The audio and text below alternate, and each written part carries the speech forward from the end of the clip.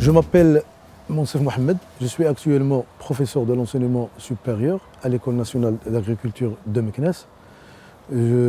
J'enseigne les cours de production animale, notamment tout ce qui est lié à la production de viande et à la production du lait.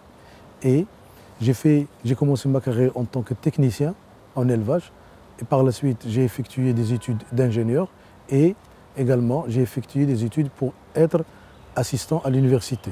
Par la suite, j'ai été désigné par notre établissement pour suivre des cours de formation de master aux États-Unis en pastoralisme et production animale.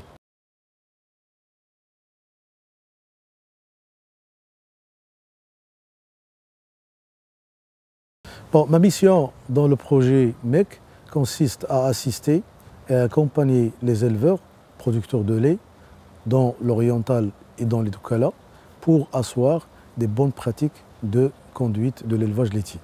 Ces bonnes pratiques concernent bien sûr l'alimentation du cheptel, la reproduction et l'hygiène des animaux. Il consiste également à développer chez les éleveurs un esprit d'économie des ressources, et essentiellement les ressources en eau, en utilisant des produits qui sont moins consommateurs de l'eau. Également, ma mission consiste à communiquer aux éleveurs les bonnes pratiques d'hygiène, que ce soit l'hygiène de l'élevage, c'est-à-dire des animaux, et l'hygiène du lait. L'hygiène du lait et également tout le matériel qui intervient dans la collecte et dans le transport du lait jusqu'à l'usine de transformation.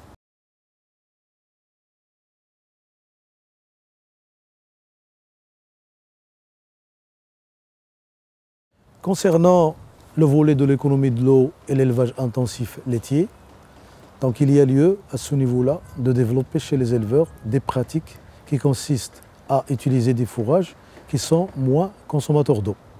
Et à ce niveau, nous rappelons que, aussi bien dans l'oriental que dans le Douala, les fourrages qui sont qui sont utilisés par la quasi-totalité des éleveurs est la luzerne et le bersim. Nous savons que la luzerne et le bersim consomment beaucoup d'eau, notamment la luzerne qui est cultivée en été.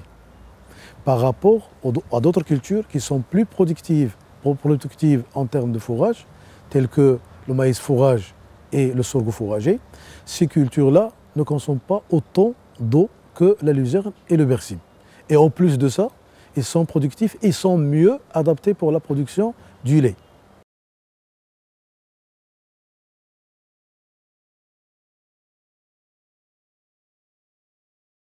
Les grands problèmes de l'élevage dans ces régions, c'est d'abord la non-maîtrise de la conduite alimentaire. Les éleveurs ont dans leur esprit que la production laitière peut être faite par les concentrés, alors que les concentrés ne sont pas bien adaptés à cette spéculation.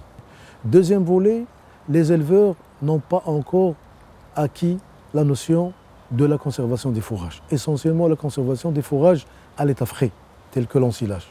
Dans toutes ces régions, malheureusement, ces gens-là, malgré qu'ils ont les opportunités pour produire donc de l'ensilage, ils ont le terrain, ils ont de l'eau, parce qu'ils sont installés dans des périmètres irrigués, mais malheureusement, l'ensilage n'est pas pratiqué à grande échelle. D'autre part, également, les éleveurs ignorent que, à tort bien sûr, que le bovin est un ruminant et que sa ration doit être essentiellement à base de fourrage grossier, bien sûr facilement digestible. Or, ces notions doivent être acquises d'une manière sans équivoque pour tous les éleveurs pour qu'ils puissent travailler et produire dans des conditions normales. Également, un autre problème, c'est l'hygiène du lait. Les éleveurs utilisent des récipients en plastique qui se nettoient très mal et parfois il y a une contamination du lait, surtout le lait qui doit passer après la traite à 4 degrés C. Donc, nous savons que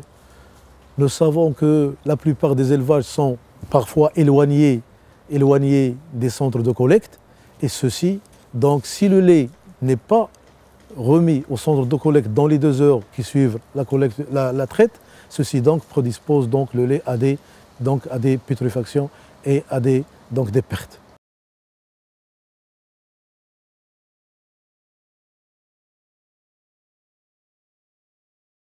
D'abord, il faudrait revoir avec beaucoup d'attention l'organisation des éleveurs. En effet, les éleveurs sont organisés en coopératives, mais ces coopératives ne sont pas malheureusement opérationnelles.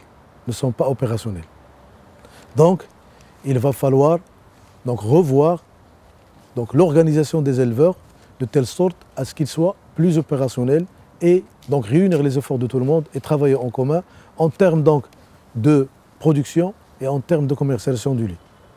Ceci est le premier point. Deuxième point, il fallait revoir le système de production dans son intégralité.